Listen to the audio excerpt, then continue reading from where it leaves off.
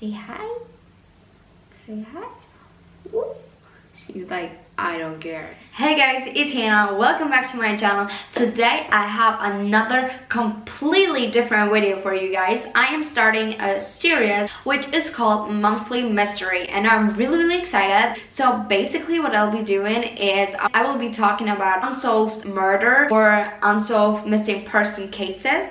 And I'm really excited about that because I'm really interested in unsolved mysteries. So I'm so excited to be starting this series, and I hope that you guys like that as well. Today I want to talk about the for sure most heavily reported missing person case in history. Today I will be talking about the case of missing Madeleine McCann. I'm sure everybody has heard of that case. I'm sure everybody has heard of Madeleine McCann. She disappeared exactly a decade ago. On May 3rd, 2007, Madeleine McCann disappeared from her holiday apartment in Praia de Luz, Portugal. Madeleine McCann was born on the 12th of May 2003. She was born in Leicester in the UK and was living in the UK with her parents Jerry and Kate McCann and her twin siblings. She was on holidays from the UK with her parents, her twin siblings, and a group of friends. This group included Fiona and David Payne and their two children, as well as Fiona's mother, Diane Webster.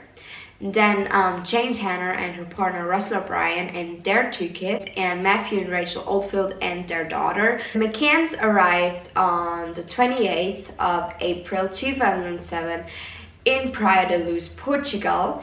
And Praia de Luz is actually called Little Britain because there are a lot of British homeowners and holiday makers. The McCanns were staying in apartment 5A, which is a 2-bedroom ground floor apartment in the 5th block of group of apartments known as the Waterside Village, which is part of the Ocean Club Resort. So Matthew and Rachel Oldfield were staying in the apartment next door, apartment 5B. 5C was an empty apartment. Jane Tanner and Russell O'Brien were staying in apartment 5D, and the Paynes and Diane Webster were staying on the first floor.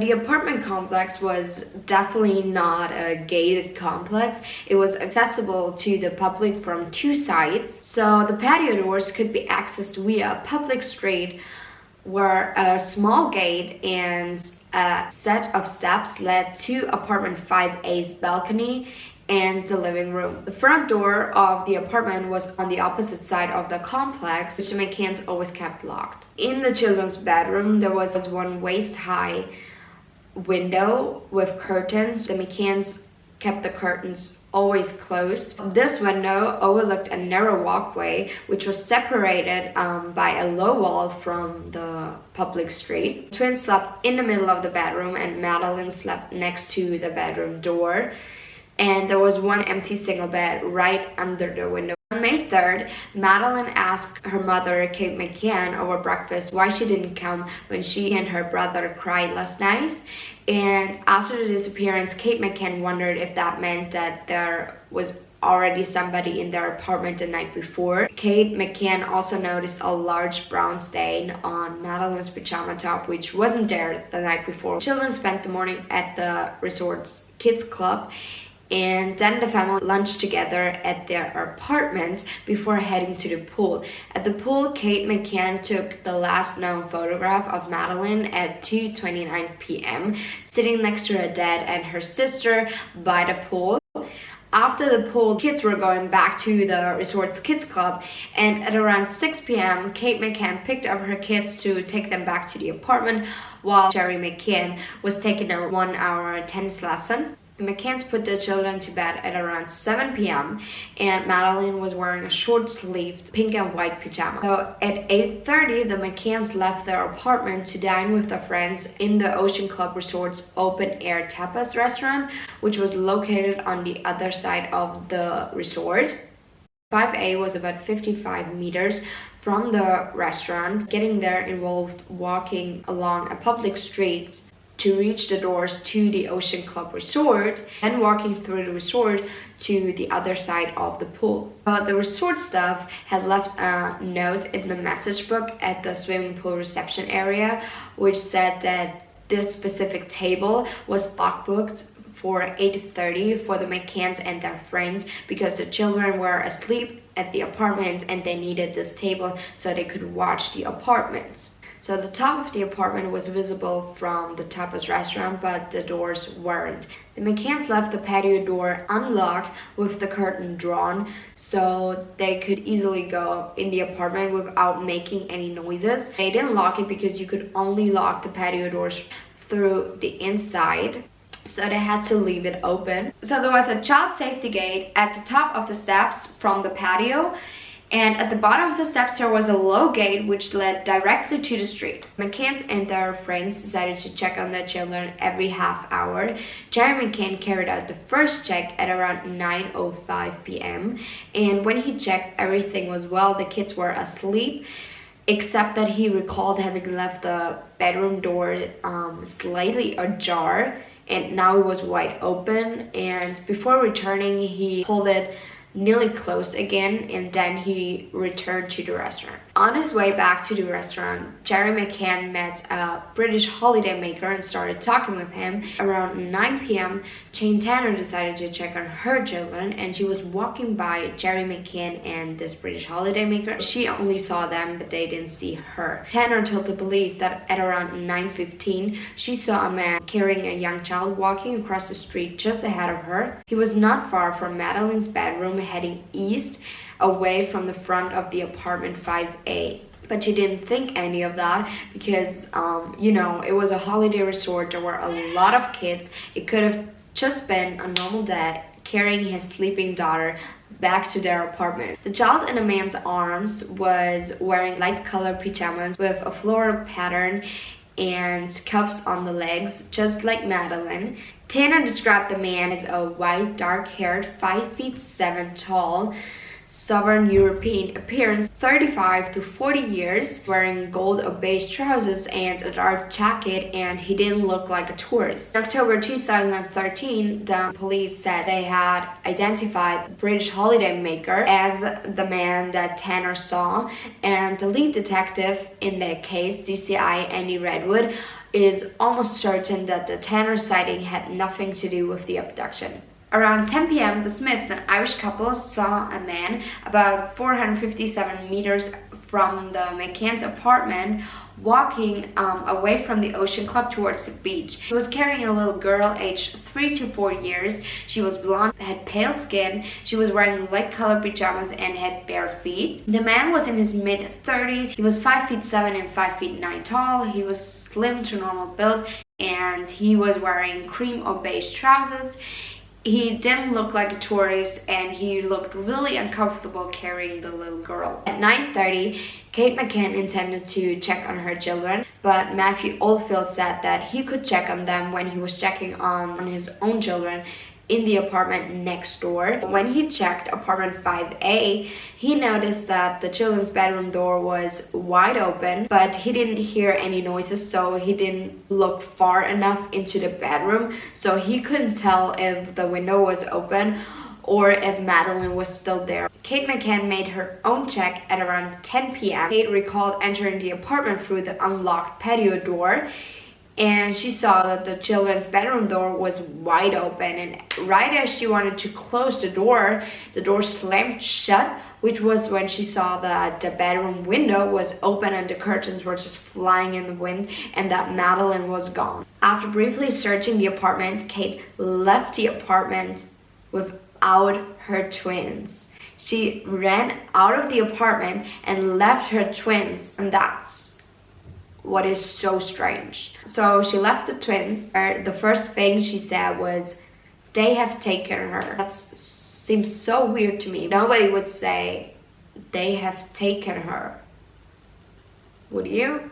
The problem about this case is that the police made a lot of huge mistakes during the golden hours after Madeleine's disappearance. So a few of these mistakes were that neither border nor marine police were given any description of Madeleine for hours, and the police didn't make any house-to-house searches. So it took Interpol 5 days to issue a global missing person alert. Another mistake was that the police didn't secure the apartment. Around 20 people were walking through the apartment, couldn't take any samples of the bedroom to send it to the forensic labs. 1 month after Madeleine's disappearance, the apartment was even let out to tourists before being sealed off again in August 2007 for more forensic tests. A similar situation arose outside the apartment because a crowd gathered around the front door of apartment 5A and next to the children's bedroom window, through which an abductor may have entered or left, trampling on evidence. So that's all of the facts about this case, and now I'm gonna go into 5 key theories everybody has about this case. So the first theory that I want to talk about is the theory that it was Robert Muret.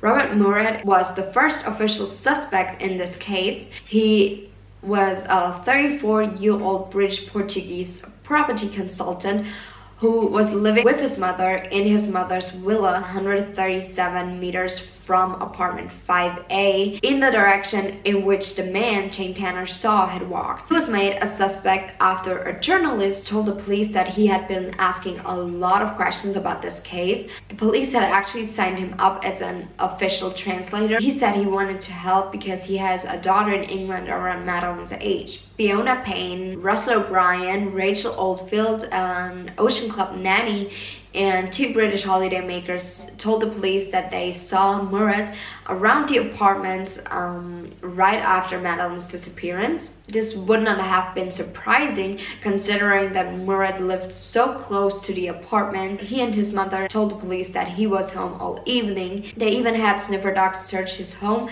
but there was nothing to link Muret to the disappearance. The second theory is that the parents accidentally killed her on September 7th, 2007, 4 months after Madeleine's disappearance. Jerry and Kate became formal suspects in the case. The theory seems to have been that the 2 doctors killed their daughter by accident, possibly by giving her too much sedative in the hope that she would sleep while they were dining at the tapas restaurant. The McCanns are then supposed to have hidden the body, faked Madeleine's abduction, then weeks later put the corpse in the boot of their hire car and brought the body to a super secret location. The Portuguese police believe this theory because of the reactions of 2 sniffer dogs brought to Playa de Luz by British officers in July. The 2 dogs, one trained to detect human blood, the other to smell dead bodies, were brought to a lot of locations but only alerted in the McCann's apartment, and the cadaver dog later alerted as well in the hire car of the McCanns, which they got 24 days after Madeleine's disappearance. I'm not believing this theory anymore, but I have to admit that I believe this theory for such a long time because everything was just a little bit odd. But after reading how much money they spent to look for the daughter, I'm not believing this theory anymore. They spent around 11 million euros, which are about $19 million.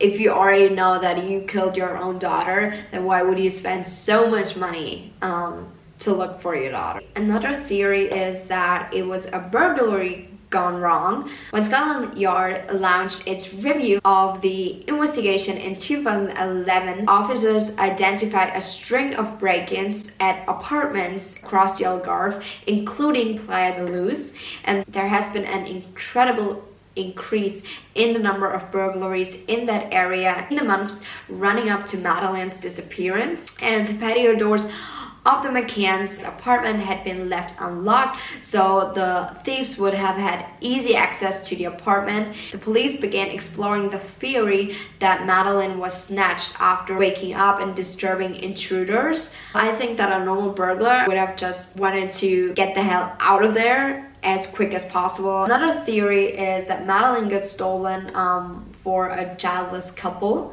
Because there's no evidence of Madeleine's death, it has long been suggested that she may have been stolen by criminals acting on behalf of a wealthy childless couple. Witnesses claim to have seen suspicious characters around the resort in the days before Madeleine's disappearance, who could have been acting as spotters, searching for a child which fitted the requirements of the couple. It is possible that Madeleine was sold to a wealthy childless couple or a grieving couple. There have been thousands of sightings in hundreds of different countries of Madeleine. That does make it possible that Madeleine is still alive and that somebody has her.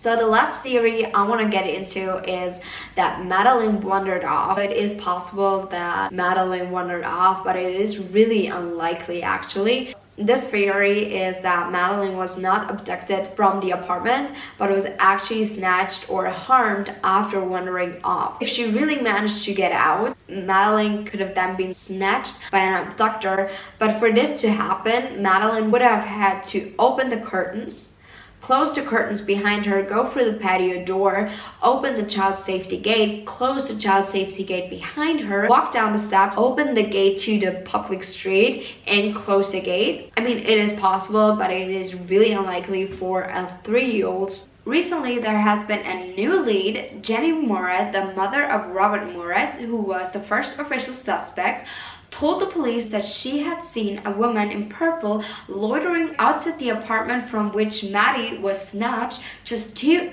hours before Kate McCann discovered that Madeleine was missing. It was in the middle of the evening and she saw the woman standing by a lamppost on the corner of the street, just staring at the apartment 5A. And she thought it was really strange because it's unusual for anyone, specifically for a woman, to be standing alone on a street in a resort just watching a building. The woman has become the latest focus of Scotland Yard. The woman had a connection to a worker at the resort. A police insider said that they were ready to move in and to arrest that woman.